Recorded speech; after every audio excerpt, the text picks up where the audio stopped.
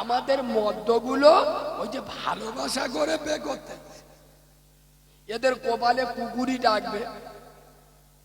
শুনেলাম পাম্মার অবাধ্যে যারা গিয়ে বিয়ে করে, পাম্মার অবাধ্যে এদের বিয়ে আল্লাহর দরবারে কবুল হয় না। যাই হোক, মুসলিম সমাজে সব থেকে বড় রোগ আমি যদি না তুলে ধরি বেঈমানি করা হবে। এ বিষয়ে সব বক্তা কথা বলে না, আমাকে বলতেই হবে। আল্লাহ যখন নিয়ে এসছে মুসলিম সমাজে সব থেকে বড় রোগ, আজ এত সমাজ নিকৃষ্ট হয়ে গেল কেন? তার সব থেকে বড় কারণ কি বলে দেবো?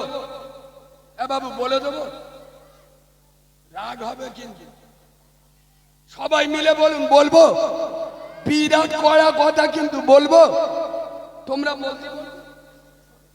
আমরা যখন বিয়ে বাড়ি যাই না, তা বিয়ে বাড়ি গিয়ে আমরা গিয়ে জিজ্ঞেস করি, ভাই তেল মোহর বাঁধবো কত, মোহরানা কত বাঁধবো? তা যে মালটা বে করতে গেছে ও তো মুখী, ও মালতে ফেরেস্তা সেজে বসে। ফেরেস্তারা বলে তোর আজকের কথা বলা চলবি নি, তুই চুপ থাকবি। ওই জন্য শালা জিবরাইলের ফু তো ভাই সেজে চুপ বসে। আমরা কে বাবু? আমাদের মদ্যরা বেদ দিন, ফেরেস্তারা ওই এদের চিনতে পারে না, চিনতে পারে। বেদ দিন এমন পাগড়ি মাথায় দেশে দেখলি মনে হবে বিদেশি মৌলানা।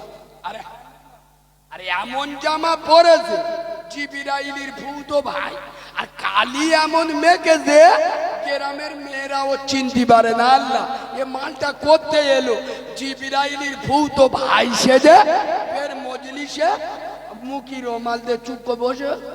দূর থেকে শাউরি জামাইটা দেখে বিরাট খুশি, ও তো আলহামদুলিল্লাহ পড়ছে।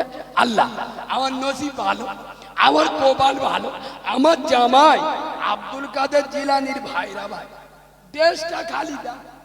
এ তো পুরো আব্দুল কাদের জিলানির ভাইরা ভাই, বিরাট খুশি, বুঝতে পেরেছেন?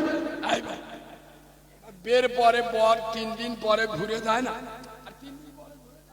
এইবার 3 দিন পরে মাল যাওয়ার সময় দাড়ি যে কায়দায় চেঁচেছে জজ বুশির খালু আব্বা, আর ছেঁড়া প্যান্ট পরে বারমুটা গেঞ্জি পরে সৌরবাড়ি গিয়েছে।